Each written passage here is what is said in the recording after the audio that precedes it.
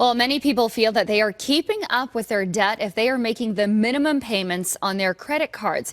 But that math doesn't always support the feeling. In fact, paying just the minimum payment could keep you in debt for decades. Joining us now to explain minimum payments and exactly how they work and all the math surrounding it is Blair Manton of Sands and Associates. Thanks for being with us. Thank you. There is a lot to consider here if you are, in fact, having to, go to minimum payments.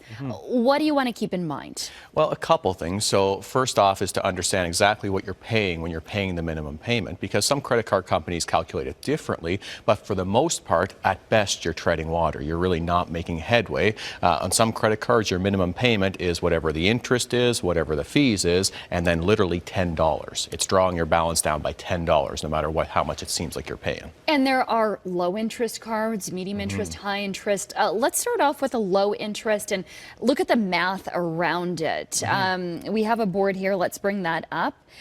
So this is $5,000 of debt at about 11.9%. That's pretty low for a credit card. Yeah, exactly. That would be your preferred customer. You got a great credit rating. Most people won't be able to get that rate, but we can definitely see, if you're making the minimum payments on $5,000, you're almost 15 years, 14 and a half years for you to clear that balance, and you're going to pay nearly half of the original purchase price in interest over that period of time. Wow. So even on a low interest card, that's very excessive. 15 years to pay off $5,000. All right. And what about a middle of the road card? What are we looking at there? Usually your interest rate on an average card is around 19.9, 20%, something like that. We've got the example here at 18.9. And that really drives your time up by almost 5 years again. So you're at 19 years, 9 months. And here you've more than doubled your purchase cost. So I always encourage people to think, if you're putting something on credit, consider if you've got to take a year or two to pay that off, how much extra are you paying? Sometimes 20 to 40% of a premium can offset any sale price that you might be taking advantage of. Now, to me, 18.9%, that is high interest, but there is even higher interest than that, 29.9%? Exactly. So it does get worse with payday loans, but let's not go there. But for credit cards, for store interest cards, your standard large retail cards, quite often they're in the high 20s, 29.9 is not unheard of.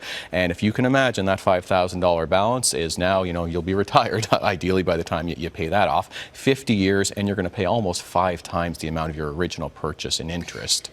Now, as we said, you don't want to get into that situation where it's just the minimum payments that you are covering. But if you are in that situation, how can you tackle it a little better? Well, first off is just to be aware of the issue. So I love that the government has made some disclosure rules in the past few years. So every credit card statement that you get is going to do the math that we've just done this morning and telling you how long it's going to take to pay it off. So the first step is to know if you've got a debt problem that's going to take a while. But the second is to see, can you get out of it on your own? So I suggest people write down all of their debts, write down their minimum payments, and then figure out how much extra can you devote to each of those minimum payments. And if you can't devote much extra, then you probably got to do something a little bit different to get out of debt. So what might be some of those strategies? Yeah, a couple things. So, if you've got a house, for example, you could perhaps try to consolidate your debt, put it on the mortgage with a home equity line of credit. If you don't have significant assets, what you'd probably want to look into is something like a consumer proposal, which stops the interest dead. You don't pay another cent of interest when you do a consumer proposal. And most of the time, you're not paying back multiples of what you owe. You're actually paying back a percentage, usually 30 to 50%. So investigate a consumer proposal if you're on what we call the minimum payment trap.